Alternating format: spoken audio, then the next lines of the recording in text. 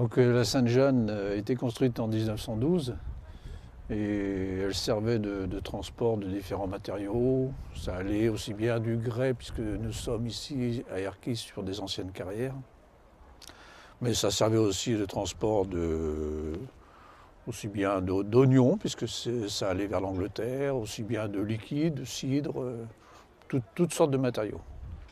Alors le bateau a coulé en 1937 au large de Saint-Quay-Portrieux. Et donc une équipe a décidé dans le début des années 1990 de reproduire une réplique de cette Sainte-Jeanne.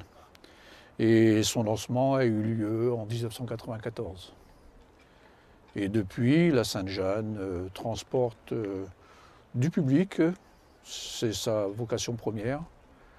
Pendant la période estivale de juillet et à août, sur des sorties en mer le matin et l'après-midi, mais elle peut aussi sortir sur des week-ends, sortir sur plusieurs jours, et là ce sont des contrats particuliers, avec toujours bien sûr un équipage qui est mis à disposition à ce moment-là des gens, puisque pour sortir avec du public, il faut obligatoirement un équipage de professionnels. La Sainte-Jeanne, la réplique du bateau originel, appartient à une association qui s'appelle le Sloop d'Erquy, qui est composée d'adhérents, de bénévoles. Alors il y a un noyau de bénévoles qui est très actif, avec y compris des marins qui conduisent le bateau. À savoir qu'il faut quand même un équipage assez conséquent pour pouvoir monter les voiles, parce qu'il faut des bras, et des gros bras.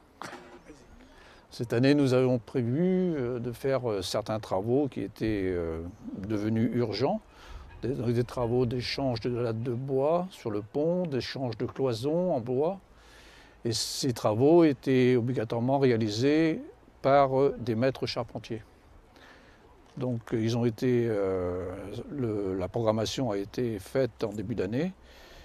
Et cette intervention nécessite bien sûr un coût très important, puisque que ce soit le matériau ou la main-d'œuvre, ça monte à une certaine somme.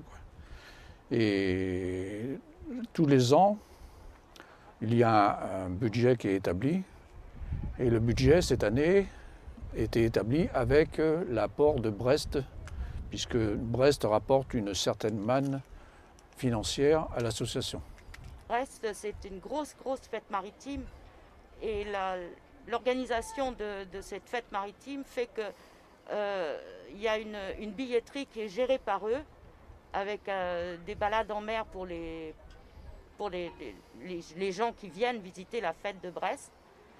Et ça nous rapporte énormément d'argent, parce que le bateau en général est complètement armé pour ça, quoi. Et du fait de l'annulation de la fête maritime de Brest cette année, tout ce budget qui avait été pré-programmé, préaffecté aux travaux, on ne l'a pas eu. D'autre part, nous, on a décidé en conseil d'administration de faire une année blanche, parce qu'on ne savait pas du tout comment allaient se comporter les gens, bien qu'on ait eu une autorisation de naviguer avec pas mal de restrictions, pas mal de contraintes. Il a été décidé qu'on ne fasse pas appel à notre équipage salarié, parce qu'effectivement ça a un coût.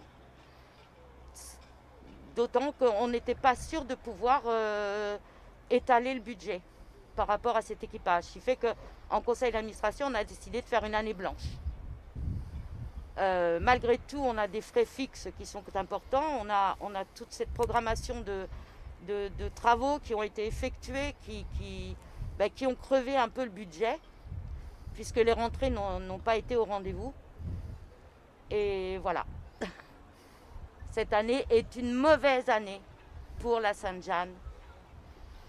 Oui, la Sainte-Jeanne, en fin de compte, a besoin de ces fêtes maritimes pour pouvoir étaler son budget sur plusieurs années.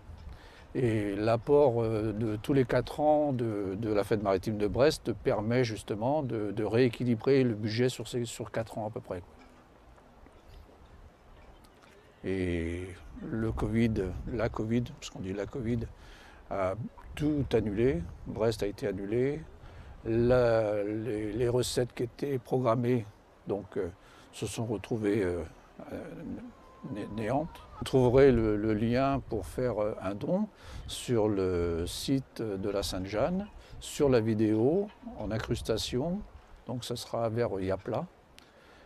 Et sur le site de la Sainte-Jeanne aussi, puisque vous avez le lien qui se retrouve sur le site de la Sainte-Jeanne.